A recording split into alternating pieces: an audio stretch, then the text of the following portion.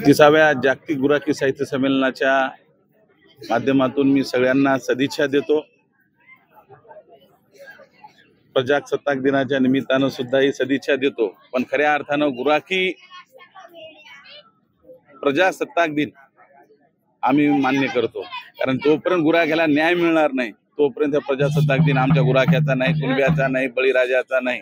खऱ्या अर्थानं हे गुराखी पीठ आदरणीय भाई केशवरावजी धोंडगे साहेबांनी स्थापन केलं तर तळागाळातल्या नायरेवाल्याला, उपेक्षिताला न्याय देण्यासाठी, त्यांचा आवाज बुलंद करण्यासाठी, माझ्या पुत्रजाला, माझ्या कुणब्याला, माझ्या वासुदेवाला, माझ्या नायरेवाल्याला, माझ्या मसनजोग्याला त्याच्या न्याय्य हक्कासाठी लढण्याचं काम हे गुराखी पीठ करतं। त्यांना इथं बोलून त्यांच्या वेदना इथं ऐकून घ्यायला हे गुराखी पीठ आहे।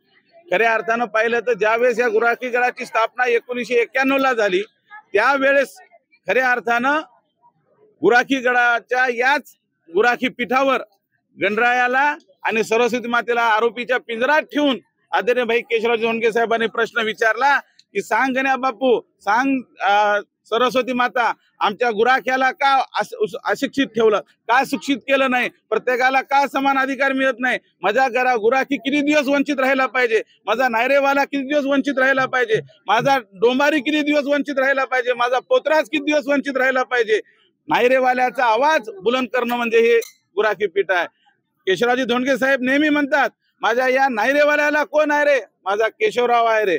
नायरेवाल्याचा आवाज बुलंद करायला कोण आहे रे, माझा गुराखी गड आहे रे। नायरेवाल्याचा आवाज या ठिकाणी आवाज सरकारला जागा करण्याची ताकद कोणामध्ये आहे तर या गुराखी गडामध्ये आहे। जो अन्याय आणि अत्याचार अनेक वर्षापासून या आमच्या शेतकऱ्यावर, कष्टकऱ्यावर, नाहीवाल्यावर, गुराखीवाल्या राजावर होतोय, तो अन्याय त्या विरोधात लढणं म्हणजे गुराखी साहित्य संमेलन आहे। आज 30 वर्ष झालं पण सरकार कुठल्याही गुराखी गडाच्या या साहित्य संमेलनाला मानधन देत नाही, इथं सुविधा उपलब्ध करून देत नाहीत।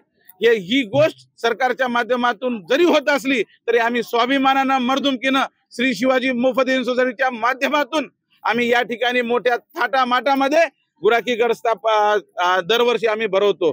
2 वर्षाखाली आदरणीय भाई केशवरावजी धोंडगे साहेबांचं दुःखद निधन झालं। त्यांच्या पार्श्वभूमीच्या त्यांच्या नंतर त्यांची भूमिका होती गुराखी गड टिकलं पाहिजे, वाढलं पाहिजे, मोठं झालं पाहिजे।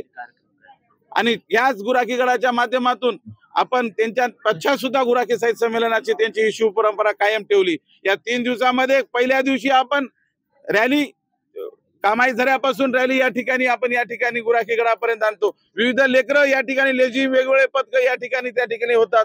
ज्यावेळेस आपण या ठिकाणी येतो त्यावेळेस गुराखी गडाच्या पोतराज असेल, नायरेवाले असेल, कुणबीवाले असतील, आज आमच्या दत्ता मामा देवकांबळेला कोण अध्यक्ष केलं असतं? या उपेक्षित समाजाच्या, मातंग समाजाच्या माणसाला बासरी सनई वाजवणारा, एकदम सुंदर सनई वाजवणारा माणूस, याच्या कला गुणाला वा कुठे मिळाला? फक्त गुराखी गडावर मिळाला। ही भूमिका आहे। देवकर माता नेहमी देवाच्या पुढे पूजा करते पण त्याला सन्मानाचं काम होत नाही, म्हणून देवकर मातेच्या त्या ठिकाणी या ठिकाणी त्यांच्या प्रश्नावर, त्यांच्या कलागुणाला या ठिकाणी वाव देण्याचं काम हे गुराखी पीठ या ठिकाणी करते। दुसऱ्या दिवशी खऱ्या अर्थानं पाहिलं तर श्री शिवाजी मोफत सोसायटीच्या सर्व शाखांच्या विद्यार्थ्यांचा या ठिकाणी कलागुणांचा त्या ठिकाणी आपण चालना मिळण्यासाठी कार्यक्रम घेतो। आणि तिसऱ्या दिवशी म्हणजे वेगवेगळे ठराव, ज्या गोष्टीमध्ये या भागामध्ये असतील, जिल्ह्यामध्ये असतील, महाराष्ट्रामध्ये किंवा जी चुकीची घटना घडलेली आहे त्याच्या विरोधातले गुराखी साहित्य संमेलनाच्या माध्यमातून ठराव घेऊन सरकारला भांडण्याचं काम गुराखी पीठाच्या वतीने आम्ही या ठिकाणी करतो। देश विदेशातील प्रत्येक घडामोडींचे लाईव्ह अपडेट मिळवण्यासाठी आता साम टीव्हीच्या सर्व सोशल मीडिया प्लॅटफॉर्मला लाईक, फॉलो आणि सबस्क्राईब करा। तसंच सर्व नोटिफिकेशनसाठी बेल आयकॉन प्रेस करायला विसरू नका।